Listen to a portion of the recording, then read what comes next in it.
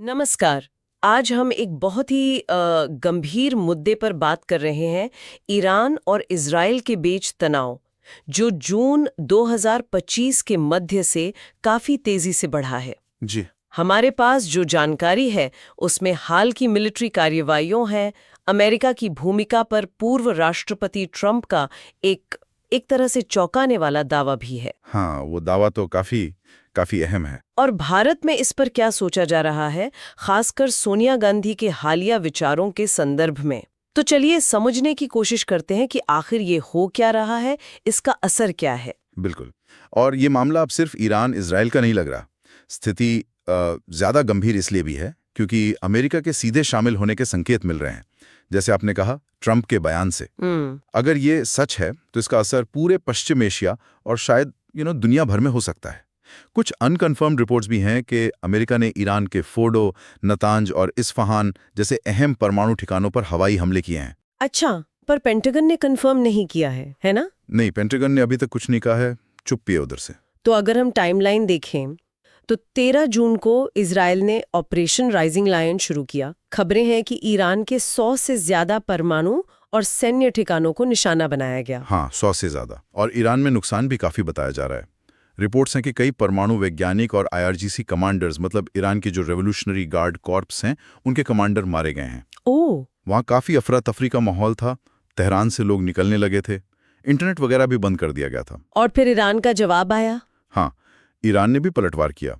19 जून की बात है। इजराइल का शहर है बेरशेबा। वहां सोरोका मेडिकल सेंटर पर एक सेजिल मिसाइल गिरी। एक अस्पताल पर?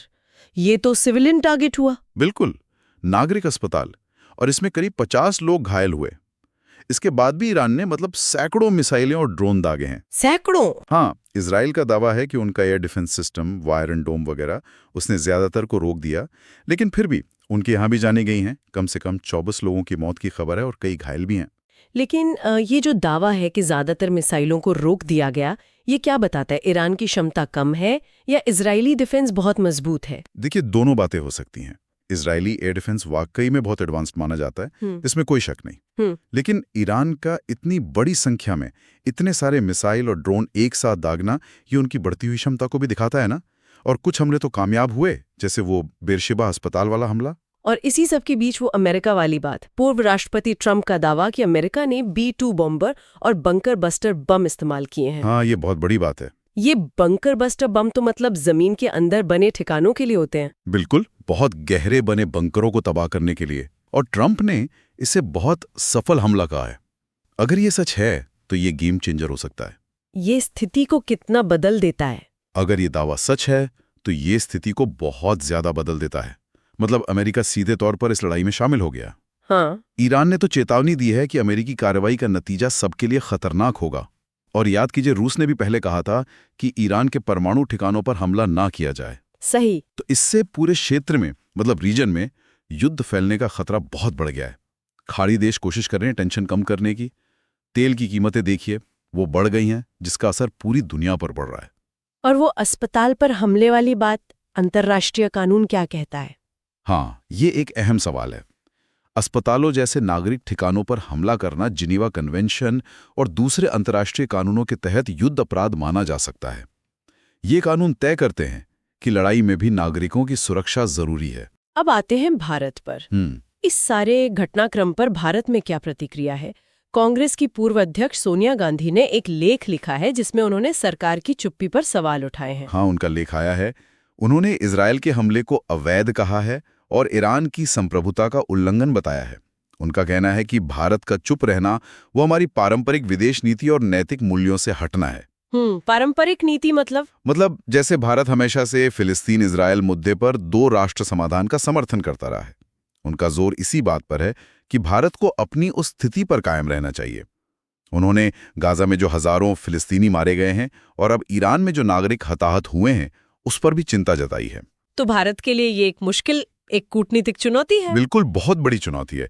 देखिए, भारत के ईरान से भी और इजरायल से भी, दोनों से ही गहरे रिश्ते हैं, ऐतिहासिक भी, आर्थिक भी और रणनीतिक भी। हाँ, और लाखों भारतीय खाड़ी देशों में काम भी करते हैं। एग्जैक्टली। तो गांधी जी का तर्क है कि भारत को अपनी इस यूनिक पोजीशन का इस्तेमाल करना चाहिए शांति बहाली के लिए। मध्यस्थता के लिए, ना कि सिर्फ किनारे खड़े होकर देखना चाहिए। तो ये भारत की विदेश नीति के लिए एक बड़ा सवाल है।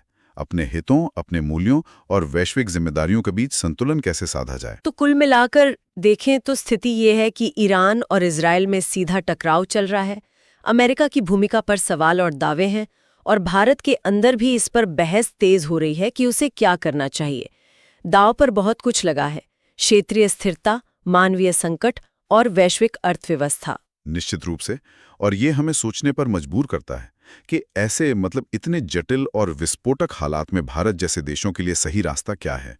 क्या डिप्लोमेसी, कूटनीति के जरिए, चाहे वो मध्यस्थता हो या खुलकर निंदा करना हो या फिर सोच समझकर चुनी गई चुप्पी हो, क्या इनसे वास्तव में शांति लाई जा सकती है? और कैसे अलग अलग देशों के अपने हित और जो वैश्विक नैतिक जिम्मेदारियां हैं, उनके बीच एक सही संतुलन खोजा जा सकता है? ये सवाल आने वाले वक्त में और भी ज्यादा अहम होते जाएंगे।